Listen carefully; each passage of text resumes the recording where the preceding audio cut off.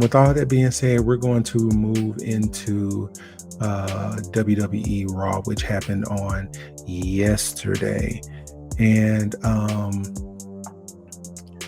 of course, as I said, I'm going to jump right in with our favorite segment, which is Judgment Days of Our Lives, because it's always something when it comes to these people, man. It's always something, and I love it.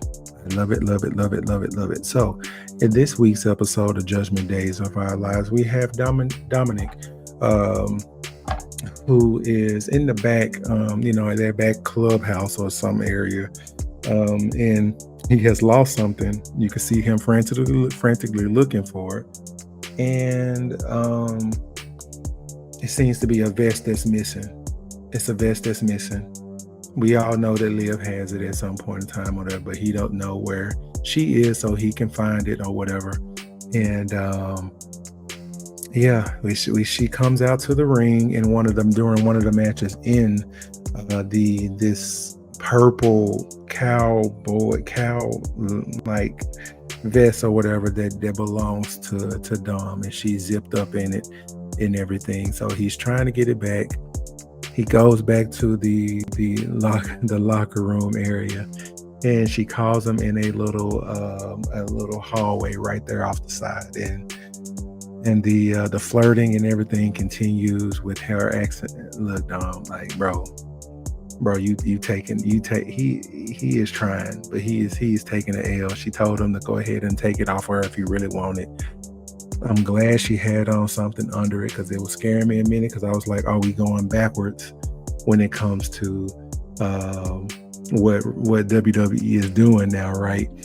But she as he is zipping it, slowly zipping it down or whatever, and it does look like it's sensual, or like, what I'm saying, like he's slowing down, like I'm gonna take this off. It looked like that from the outside looking in.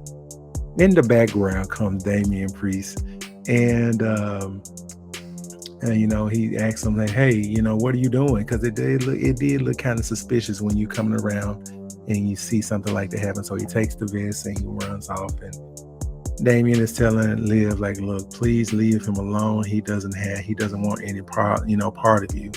And she was just like, "Yeah, I think he does," and laughs and walks out. So it's just more and more messiness that's going on with this Judgment Day stuff, man, with Liv, and Liv is doing a great job.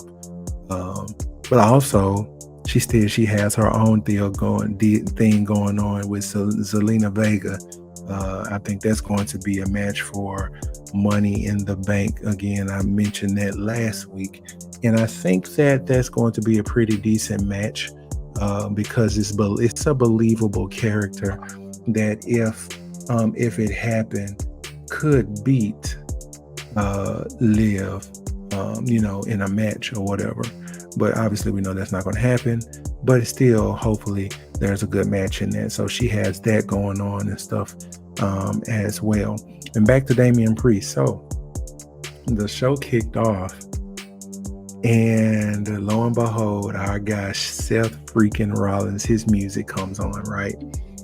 And that's a shock, because nobody knew that he was going to be on the show that night. Not that I know of. I didn't read anything on Twitter or Instagram feed saying that Seth was in the building. So it was a surprise, and he had a nice pop.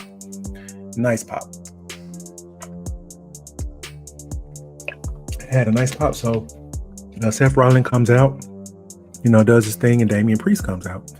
And Damian Priest goes into letting him know, that, hey, I really wanted to cash in my briefcase on you, but it didn't go the way that I thought or whatever. But here he is standing as champion and wants to give him a title shot per se. So it looks like at Money in the Bank we're going to have Damian Priest versus Seth Rollins for the WWE Championship, and we know how that's going to go as well, with possibly Seth losing. May not be clean though, obviously not going to be clean. I think this, whatever happens with Seth Rollins in this match at Money in the Bank is going to lead them into what he's going to do at SummerSlam. So very interested in seeing how that's going to turn out. Let's obviously what is the most talked about segment of Raw last night was Drew McIntyre. Obviously, I told you guys a few minutes ago he got screwed out of an opportunity, which is something that we've been talking about. So it's really not a shocker. Okay, it's really not a shocker. They're playing with these storylines. We knew that CM Punk was going to screw him out of the opportunity to see to win the championship belt, right? So he comes out, and the fans are on him. He's stuttering, blah blah blah, and all of a sudden, boom! I can't do this. I quit. Like we've seen this before, right? We've seen this before. Drew McIntyre just signed a contract. People, he did not quit. He is frustrated or whatever, but this just continues to build. This feud with CM Punk, a feud like we've never seen in a while. That's going to finally come to a head at SummerSlam. I don't know if I think this quit thing will probably get us past Money in the Bank without us wanting to have that match. But this match is going to happen at SummerSlam.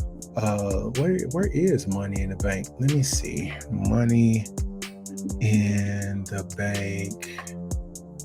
Where is that going to originate from? 24. That's going to be in Canada. So no, it's not going to be. Let's see. Yeah, SummerSlam is in Cleveland, Ohio. Yeah, so more than likely it's going to be. I don't know. Maybe Punk is cleared and he's in Money in the Bank. Maybe then. All right, check this out. Let's see how you guys like this one. So, let's say CM Punk gets in Money in the Bank. Okay, some kind of way he's involved in it. I don't know because they've had some qualifier matches and stuff yet. They had some qualifying matches earlier, and I talked about that one in a minute. But if CM Punk is in the Money in the Bank, maybe Drew McIntyre comes back and screws him out of opportunity of the briefcase, which sets up a match for SummerSlam. We shall see. That'll be a good way to stretch this out into SummerSlam because that's one of the big four that they have, and I think that's the match that they want to have at that PLE. So, yeah.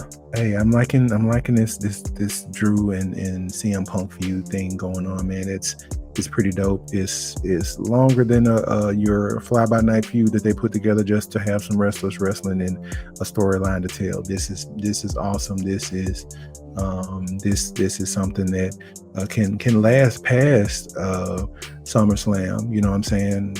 I don't see this ending anytime soon.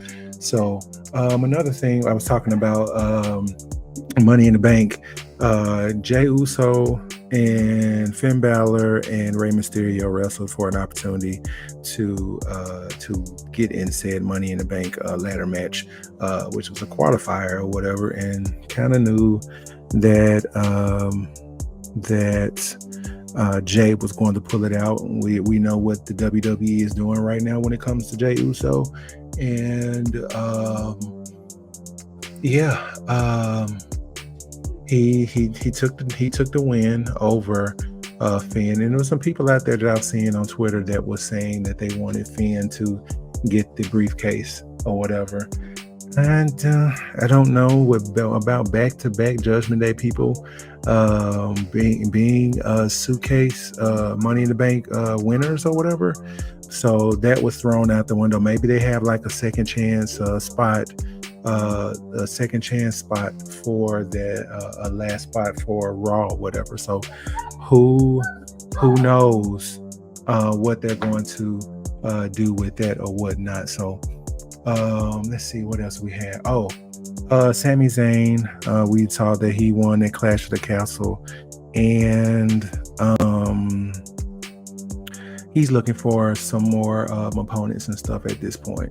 So it looks like it's going to the winner of the Sheamus and Braun Breaker match will get an opportunity at the title or whatever. But Ludwig Kaiser is tied into this some kind of way. I saw something about maybe being a fatal 4-way at Money in the Bank for an opportunity for the title or whatever. That could be.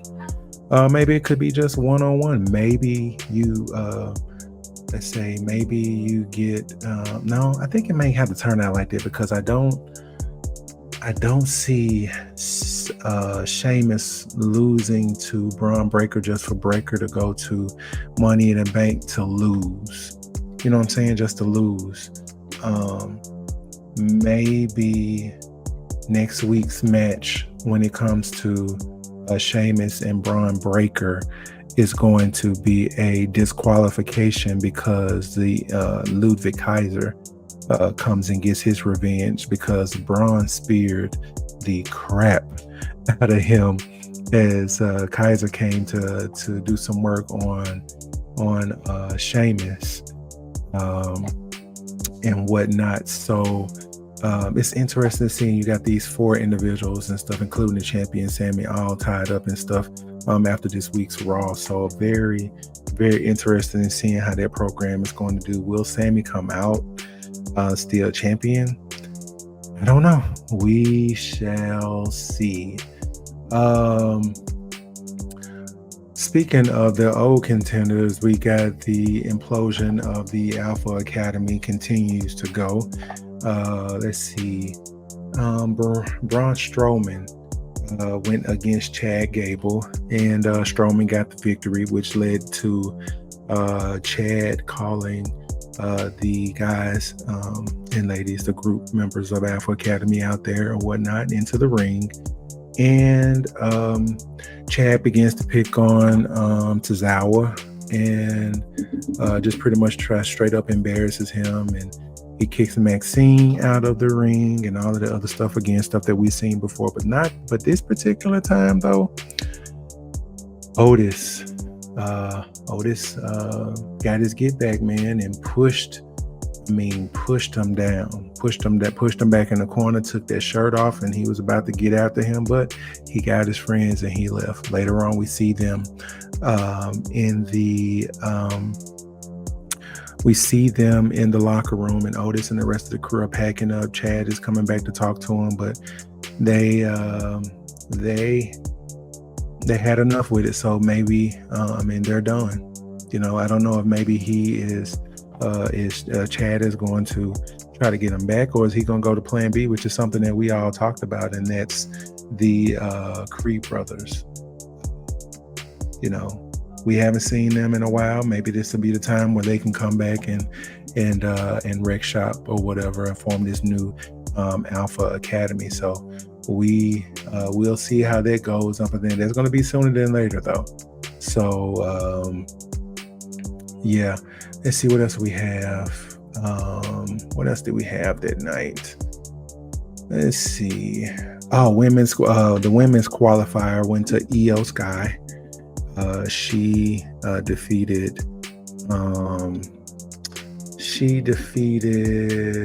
Zelina Vega, and I forget who let me check and see who is the other young lady in there.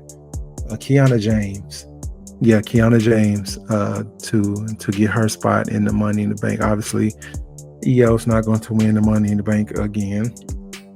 I think more so of her rebuilding Damage Control or doing something different with Damage Control is more her story right now. And now we move on to Smackdown and see who are the other competitors. I think there are 6 people in this, so we're going to get 3 competitors. We're going to get 3 from Raw and 3 from SmackDown in this Money in the Bank ladder match as well. So let's see, we talked about Jay qualifying, Seth coming back, and Drew quitting. All right, so enough of that. Let's just talk about what we're here to talk about, man, and that is the Wyatt 6. Now, that's not the number. I like how they did the play off of it, because rest in peace, Bray Wyatt. It's supposed to be 6 of them at some point. But we lost Bray, and now it's 5 of them. And those 5 are Nikki Cross, Dexter Loomis, Joe Gacy, Eric Rowan, and Uncle Howdy, which is Bo Dallas. Okay.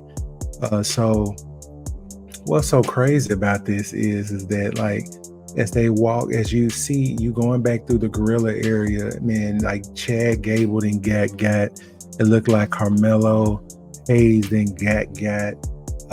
It looked like it's a lot of people, man, that took a L back there, that was in all kind of carnage and stuff in that back area, heading back towards the ring. It was pretty dope. It was kind of tense, it had me tense, because you're like, what are we seeing, what we're about to do and stuff like that. But it was a dope presentation, very, very good presentation of how the Wyatt 6 will be. All right, I'm excited about it. I'm excited about how that went. But this is my concern. What now? I mean, it's 5 of them. So you got Uncle Howdy, which is Bo Dallas. He's going to be the head. That's our person that's going to be going after the big belts, the big titles, and stuff like that, right? And you got, what is her name? Sister Abigail. Which is Nikki Cross. Nikki Cross, that's going to be your women's person that's going to go after belts and stuff like that when it comes to their part of this faction. Do you do a tag team with Dexter Loomis and Eric Rowan, or Joe Gacy, one of those, and then leave somebody else to mid card? You got everything kind of planned out, but I'm interested in seeing how it's going to work, because how they came out here, man, like this, we're here, like, man, like they can do so much, but they can't come out here and people lose and take L's and stuff out of this faction. And we've been waiting on this for months, almost a year or two. We've been waiting on this. And now, obviously, with the untimely death of Bray Wyatt, we finally get this version of the Wyatt 6, which is not the number, but it's spelled SICKS. Maybe they're still doing it because there may be one more person. Another person that I was expecting to see was Alexa Bliss. Where does she fit into all of this? Will she come back and be a part of the Wyatt 6? I have no idea. I have no idea what we're going to see from this, but I'm looking forward to it, man. The fallout next week, the fallout of this whole beatdown of the guys in the back and stuff when the Wyatt 6 came. When it started, though, because Jay was in the audience doing his thing or whatever, and all the lights and stuff, cheer. I thought they were coming out to Jay, because there were some rumors out there that said somebody that the Firefly, that he stole the Fireflies and stuff like that, stuff. I thought that was going to happen, but it didn't. He even had a funny interview that was talking about it. He was like, hey, y'all can have them Fireflies back. I don't want no smoke with them, and And he ended up ending the conversation with the lady who was interviewing him, and it was funny. It was very cool. It was very funny by Main Event Jay. So interested in seeing, man. I'm interested in seeing maybe somebody qualifies for the Money in the Bank tournament. I don't know. I doubt it, because they don't need it right now, right? They don't need it right now, because that means somebody has to lose. I don't know. Maybe they can and they pull a feud out of it with some of the participants and stuff like that. I don't know. You only got 3 slots. So Raw ended really, really dope. The last 5 minutes of Raw was awesome. Again, I would have rather did this without the countdown and stuff. But I think the reason why they did that was to make sure that they had viewership, because if it just happened on a random Monday night without any kind of word or whatever, it would have popped off the way that we thought it was going to. You know what I'm saying? Even if I did it to where that was doing the QR codes, but even if I did it to where the last 3 or 4 episodes of Raw, when people are doing backstage interviews and stuff, you see a character walk by in the background or something crazy like that to kind of get people to like, okay, that was 1, that's 2. Oh, I saw 3. You know what I'm saying? That would have been cool, but all of them being revealed, I said I wasn't gonna like it, but I end up liking it. So I'm interested in seeing what's going to happen. Are they going to stay on Raw? I mean, are they going to come to Smackdown Friday? Because they're not contractually with the draft binded to Raw, right? Maybe they show up on Smackdown Friday. I don't know. Man, can't wait to see what they're gonna do with that, man. So